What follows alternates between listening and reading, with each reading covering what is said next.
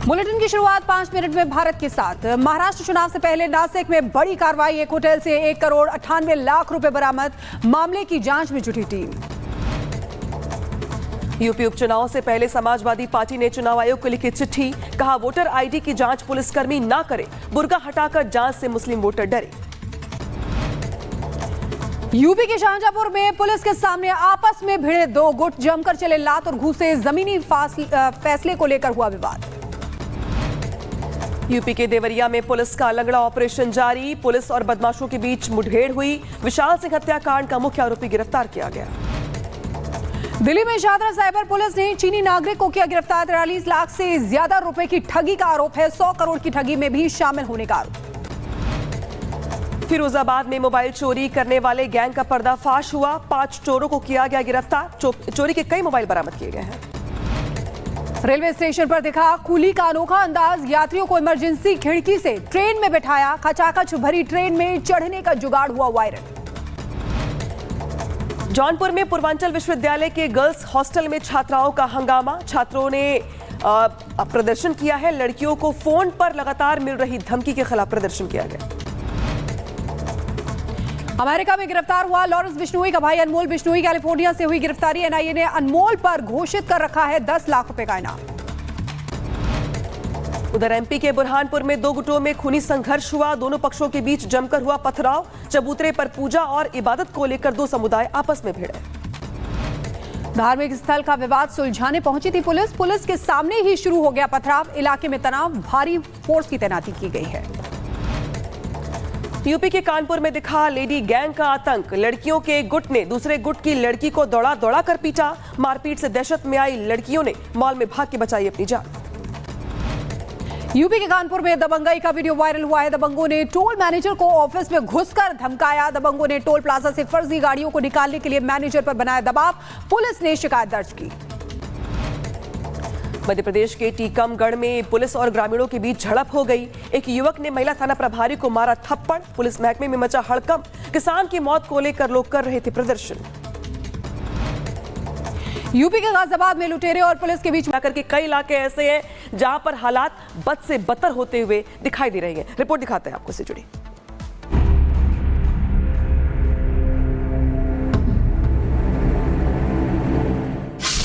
मणिपुर में बढ़ी हिंसा की आग।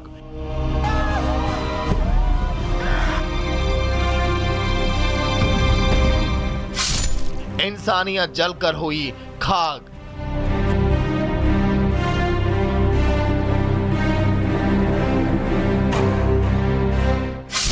स्कूल कॉलेज हुए बंद।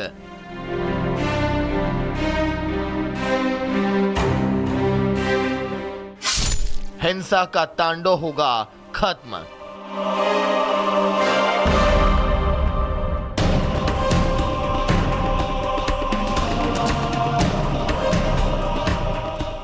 मणिपुर में एक बार फिर हिंसा की आग के कारण हालात अब बिगड़ते हुए दिखाई दे रहे हैं। राज्य में 9 में से 7 जिलों में इसका असर है। 19 नवंबर को शुरू हुई हिंसा की आग आज तक जारी है।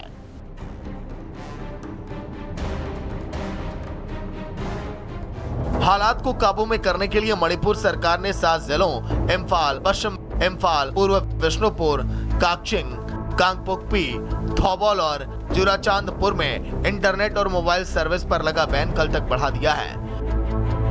इम्फाल, पश्चिम इम्फाल, पूर्व जिलों में 17 नवंबर को लगाया गया कर्फ्यू भी अगले आदेश तक का बढ़ा दिया। साथ ही साथ सभी 7 जिलों में स्कूल, कॉलेज और दूसरी संस्थाएं 20 नवंबर तक बंद करने के आदेश भी दिए गए। मणिपुर में पिछले साल शुरू हुई हिंसा के बाद राज्य में थोड़ी शांति लौट ही रही थी कि एक बार फिर राज्य को हिंसा की आग में झोंक दिया गया। इन सब की शुरुआत हुई मणिपुर में राहत शिविर से लापता महिलाओं और बच्चों के शव मिलने से, जिसके बाद गुस्साई भीड़ ने 3 मंत्रियों और मुख्यमंत्री बीरेंद्र सिंह के दामाद समेत 6 विधायकों के घरों में तोड़फोड़ और आगजनी की। हिंसा के बाद राज्य की कानून व्यवस्था एक बार फिर अब चरमरा गई, तो दूसरी तरफ राजनीतिक उठापटक भी हो रही है। मणिपुर में हुई हिंसा के बीच राज्य सरकार को समर्थन दे रही नेशनल पीपुल्स पार्टी यानी एनपीपी डगमगाने लगी है और इसी के साथ राज्य का सियासी तापमान भी बढ़ गया। Things are going from bad to worse. That is the thing. But this does not mean, I'll say that This does not mean that the party is not ready to help whichever government, that is the BJP government and the BN or anybody else, if they want our assistance in restoring normalcy in the state in whatever form, the party will definitely be provide the assistance. फिलहाल BJP के N Biren Singh की सरकार पर कोई संकट नहीं है, लेकिन दूसरी ओर सवाल खड़ा हो गया है कि राज्य में पहले हिंसा भड़काई गई और उसके बाद राजनीतिक तौर पर उठापटक शुरू हुई, तो क्या सरकार गिराना उपद्रवियों का मकसद था? मणिपुर में हिंसा की ताजा घटनाओं के बाद केंद्र की सरकार भी एक्शन में है। दिल्ली में गृह मंत्रालय में लगातार बैठकों का दौर जारी है। हिंसा से निपटने के लिए केंद्र इस सप्ताह सीआरपीएफ की 50 और कंपनियां भेजेगा। इससे पहले जिरीबाम जिले में हाल ही में हुई हिंसा से निपटने के लिए सीआरपीएफ की 15 और बीएसएफ की 5 सहित 20 सीएपीएफ कंपनियों को पहले ही भेजा जा चुका है। साथ ही केंद्र और अर्धसैनिक बलों के अफसरों को राज्य के हालात को जानने के लिए मणिपुर भेजा गया। Bureau report, Republic Bharat. और इसी के साथ एक बड़ा सवाल ये है कि मणिपुर को जलाने की साजिश किसकी है। ये बड़ा सवाल तो बना ही हुआ है, लेकिन अब आपको बता देते हैं कि मणिपुर में कब कब क्या क्या हुआ है। 11 नवंबर को 10 कुकी उग्रवादी ढेर किए गए। इसके अलावा 16 नवंबर की बात करें तो 5 महिला और बच्चों के शव यहां पर मिले, जिसके बाद जो प्रदर्शन हुआ, जिस तरीके से उग्र वहां पर प्रदर्शन की तस्वीरें सामने आई, वो भी हमने देखी। 17 नवंबर को मैतेई प्रदर्शनकारी की मौत हुई है और इसके बाद एक बार फिर से हिंसा की जो आग है वो उठती हुई नजर आई।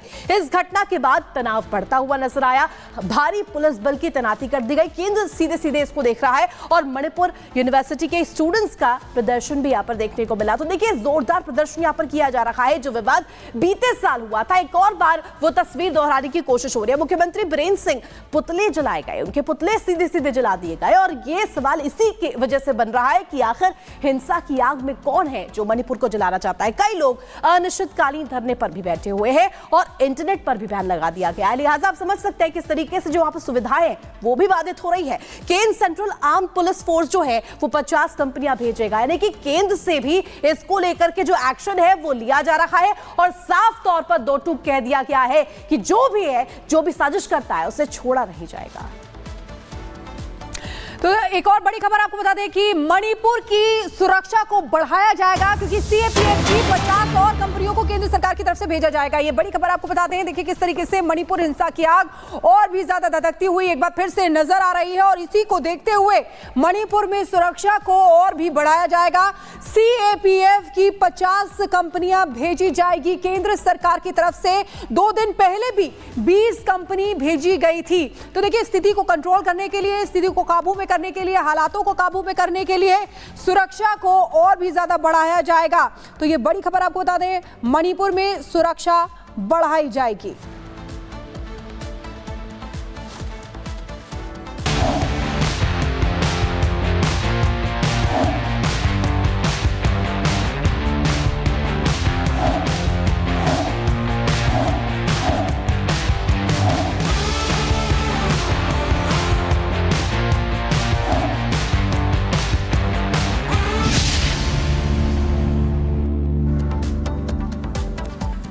और अब बात करेंगे प्रधानमंत्री मोदी की, जो बीते कुछ दिनों से कई देशों की यात्रा पर है। लेकिन इस बीच बड़ी खबर दरअसल ये कि ब्राजील में पीएम मोदी के साथ साथ ब्रिटिश पीएम की मुलाकात हुई है। कई मायनों में अहम ये मुलाकात ब्राजील में हुई है। ब्रिटिश पीएम कीर स्टारमर की मुलाकात पीएम मोदी से हुई है और इस बातचीत में, इस मुलाकात में पीएम मोदी की ओर से कई अहम बातें की गई हैं, कई अहम मुद्दों को उठाया गया है। आर्थिक भगोड़ों को लेकर के यहाँ पर पीएम मोदी की ओर से जो बात है वो रखी गई है। ब्रिटेन के पीएम से यहाँ पर पीएम मोदी की मुलाकात हुई है। पीएम कीर स्टारमर से मिले हैं पीएम मोदी और यहाँ पर कई मुद्दों को लेकर के चर्चा और बातचीत की बात निकल के सामने आ रही है। पीएम मोदी ने यहाँ पे भगोड़ों का मुद्दा उठाया है। पीएम मोदी ने ब्रिटेन के सामने जो आर्थिक भगोड़े हैं उनका मुद्दा उठाया है। यानी कि जिस तरीके से, अगर दिखा रहे तस्वीरें आपको, ये 3 तस्वीरें टीवी स्क्रीन पर आ गई हैं आपकी, देखिए किस तरीके से ब्रिटेन के पीएम से पीएम मोदी मुलाकात कर रहे हैं। उधर मोदी और मेलोनी की भी मुलाकात हुई है। इमैनुअल मैक्रो से भी पीएम मोदी मिले। तो देखिए, G20 शिखर सम्मेलन में पीएम मोदी की मौजूदगी के साथ साथ कई देशों की जो राष्ट्राध्यक्ष है उनसे यहां पर पीएम मोदी की मुलाकात और कई अहम मुद्दों को लेकर चर्चा।